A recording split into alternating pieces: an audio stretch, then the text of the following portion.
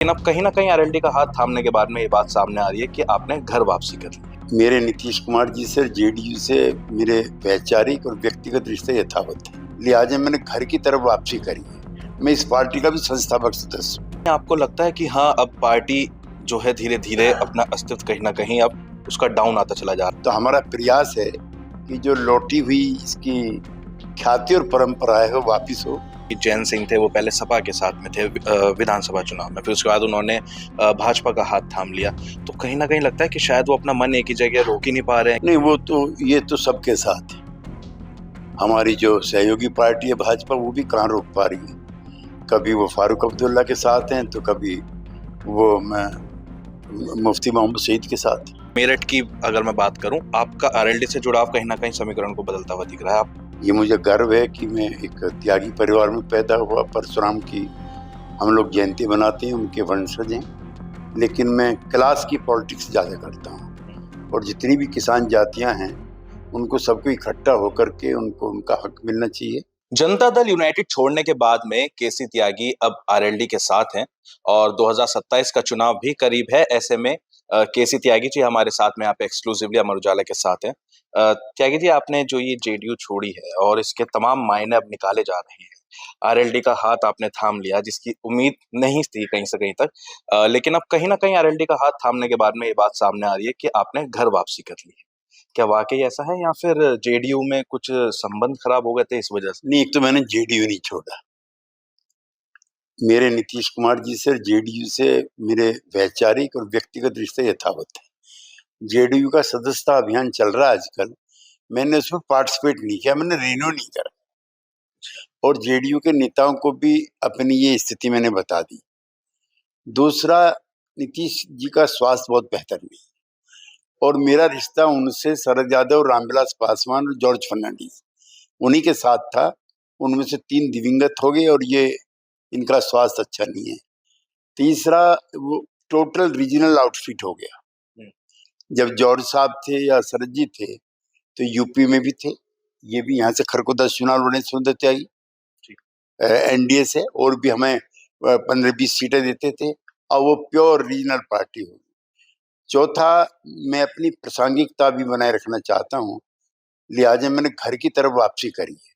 मैं इस पार्टी का भी संस्थापक सदस्य हूँ। 9 अगस्त 1974 को कांग्रेस के विकल्प के रूप में चौधरी चरण सिंह जी ने लोकदल बनाया था। मैं उस दिन भी मौजूद था।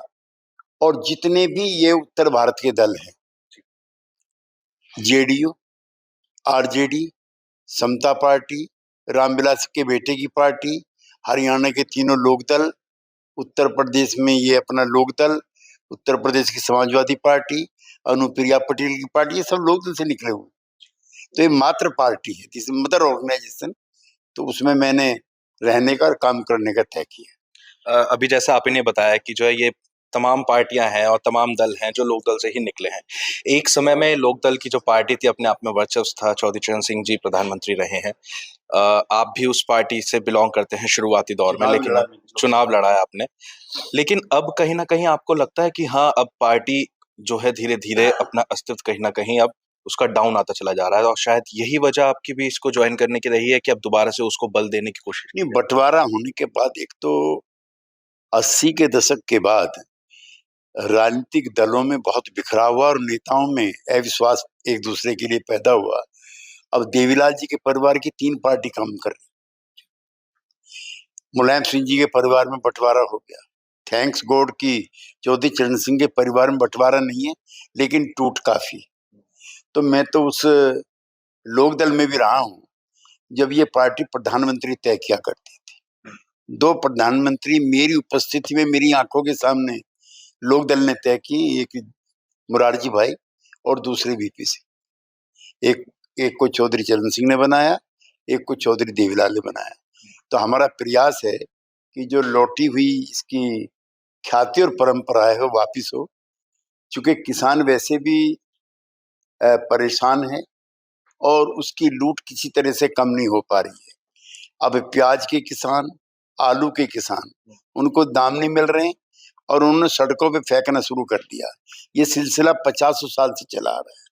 सरकार एक दाम तय करती है, मिनिमम सपोर्ट प्राइस, तो सरकारी खरीद तो हो जाती है, लेकिन बड़े पैमाने पे गैर सरकारी खरीद होती है, उस पे कभी भी किसान को उसकी फसल के दाम नहीं मिलते। तो ये चौधरी चरण सिंह के नेतृत्व में ये लड़ाई शुरू हुई थी जो अब तक चल रही है, तो मैं उसी परंपरा का एक सिपाही होने के नाते उसे आगे बढ़ाना चाहता हूँ। अच्छा, देखा गया है पिछले लोकसभा के चुनाव में देखा गया था कि जैन सिंह थे, वो पहले सपा के साथ में थे विधानसभा चुनाव में, फिर उसके बाद उन्होंने भाजपा का हाथ थाम लिया। तो कहीं ना कहीं लगता है कि शायद वो अपना मन एक ही जगह रोक ही नहीं पा रहे हैं, कि कभी सपा में कभी भाजपा में। नहीं, वो तो ये तो सबके साथ है। हमारी जो सहयोगी पार्टी है भाजपा, वो भी कहाँ रोक पा रही है।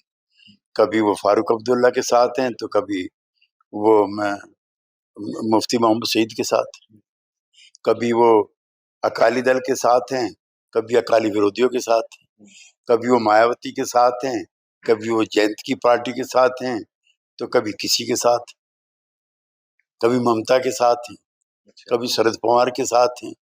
तो ये राजनीति का एक संक्रमण काल का दौर है, और अभी चूंकि भाजपा बड़ी पार्टी हो गई है, तो उसके इर्द गिर्द ही जो गैर कांग्रेसी दल हैं, ये ध्यान रखना, हम सब लोग गैर कांग्रेसी परंपरा से निकले हुए लोग, चाहे देवीलाल हो, चाहे प्रकाश सिंह बादल हो, राजनारायण जी हो, जॉर्ज फर्नांडीज हो, मधुलिमय हो, कर्पूरी ठाकुर हैं, लेटर ऑन चौधरी चरण सिंह हो, तो जो हम कांग्रेस विरोधी मोर्चा बना रहे थे, उसका जनसंघ हिस्सा था। अब जैसे मैं मेरठ जेल में रहा आपातकाल में, वाजपेयी जी हमारे साथ थे, लक्ष्मीकांत जी, राकेश जी हमारे साथ थे, और रामलाल जी हमारे साथ थे।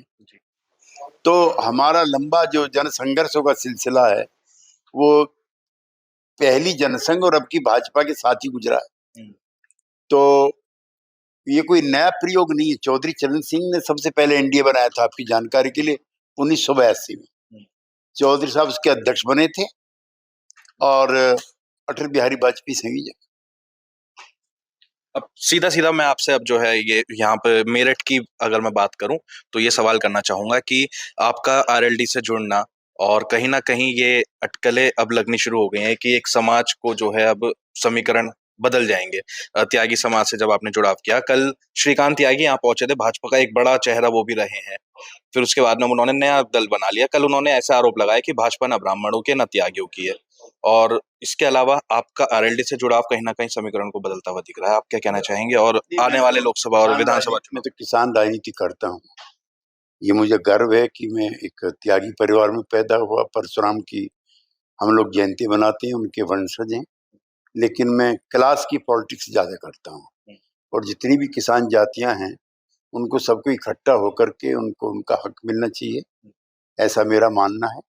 भारतीय जनता पार्टी देश की हकीकत है, 3 चुनाव लोकसभा के उनके नेतृत्व में जीत चुके हैं। किसी का व्यक्तिगत भेद मतभेद हो सकता है, लेकिन भारतीय जनता पार्टी हकीकत है।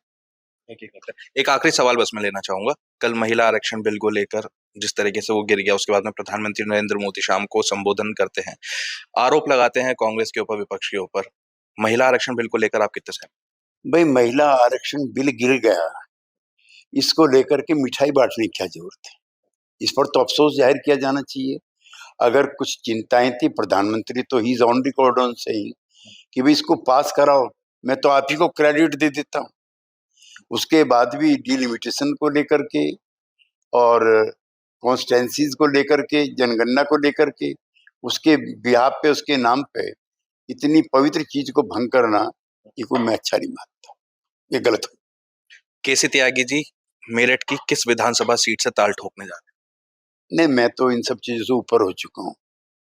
मैं तो चौधरी चरण सिंह, जयप्रकाश नारायण, मुरारजी भाई, अटल बिहारी वाजपेयी, जॉर्ज फर्नांडीज, वीपी सिंह, चंद्रशेखर, इन सब के साथ काम कर चुका हूँ, और एमएलए एमपी के पद जो हैं, और मेरे लिए कोई बहुत महत्वपूर्ण नहीं बचे। मैं कहीं से उम्मीदवार नहीं। क्या अपने बेटे को आगे बढ़ाना चाहते हैं? मैं इस परिवारवादी राजनीति का पक्षधर भी नहीं हूँ। कोई अपने बलबूते पे अगर बढ़ना चाहता है तो स्वागत है। तो हमारे साथ में केसी त्यागी जी थे, और सभी सवालों के बेबाक जवाब दिए हैं, और शायद यही जो पर्सनैलिटी है त्यागी जी की, वो ही बताती है कि इतना लंबा समय राजनीति में करने के बाद में अब आगे आरएलडी का जो हाथ थामा है, अपने घर वापसी की है, कहीं न कहीं समीकरण को बदलने वाली चीज़ भी है और आगे ये जो साथ थामने वाली जो ये तस्वीर है, वो किस हद तक आगे जाके बदलती है, देखने वाली बात होगी। प्रत्युष शर्मा, अमर उजाला, मेरठ। आपके राज्य की खबरें, आपके शहर की खबरें सबसे पहले जानने के लिए देखते रहें अमर उजाला। चैनल को सब्सक्राइब जरूर कर लें और पाएं हर अपडेट।